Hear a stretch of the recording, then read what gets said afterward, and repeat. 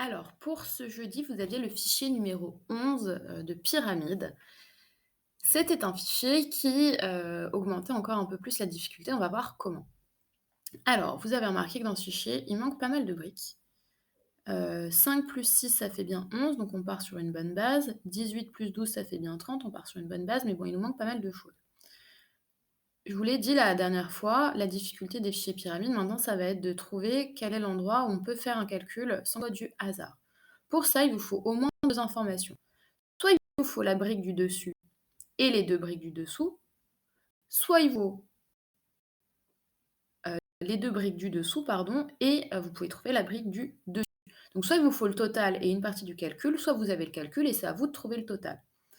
En l'occurrence, le problème que j'ai là, c'est que par exemple ici, je ne peux pas faire de calcul. Ou alors je suis obligée de mettre des nombres au hasard en croisant les doigts pour que ça fonctionne.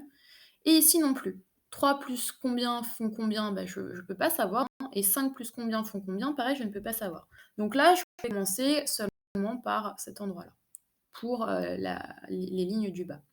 Donc là, je devais faire obligatoirement en premier 3 plus quelque chose égale 5. Or, je sais que c'est 3 plus 2 égale 5. Donc je pouvais mettre 2. Maintenant là, je vois que j'ai 2 briques en bas qui se touchent, donc je vais pouvoir additionner. 7 plus 2 égale 5 plus 2 pardon, égale 7. Je suis allée un peu vite, je m'en mets là, je peux vérifier que j'ai bien démarré, hein, j'ai 18, 7 plus 11, ça fait bien 18 et là j'ai 12, 7 plus 5, ça fait bien 12. Bon, et ensuite si je veux continuer en bas et je vais avoir un petit souci, je suis un peu coincée là. 3 plus combien, ça fait combien? Je sais toujours pas. Et combien plus 5 font combien? On ne sait pas non plus. Donc là, on est un peu embêté parce que si on voulait continuer dans ce sens-là, c'est-à-dire du bas vers le haut de la pyramide, on serait obligé de continuer au hasard. 12 plus combien font combien? On ne sait pas non plus. Donc la difficulté de cette pyramide-là, en plus d'avoir beaucoup de briques manquantes, c'est qu'il fallait changer le sens du calcul, c'est-à-dire pas seulement faire du bas vers le haut, mais du haut aussi vers le bas. Et c'est ce qu'on va faire ensemble. Le seul endroit là où j'ai au moins 2 informations, c'est-à-dire en l'occurrence le résultat et une des parties du calcul, c'est là. C'était tout en haut. Je sais que je cherche 55, je sais que je cherche 55 dans un calcul qui va être 30 plus quelque chose.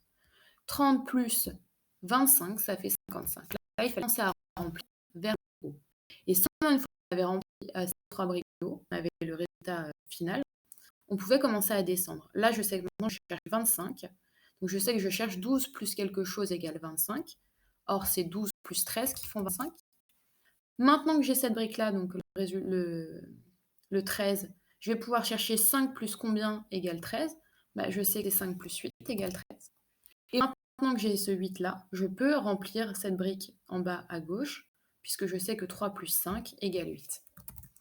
Donc, il fallait, une fois que j'avais rempli ce que je pouvais remplir en bas, commencer à remplir en regardant par le haut. Donc, je vous rappelle, il faut que vous commenciez, vous cherchez des calculs que vous pouvez faire quand il y a au moins 2 informations disponibles. Je répète, brique du dessus et une des briques du dessous, ou alors 2 briques qui se touchent et je cherche le résultat de la brique du dessus.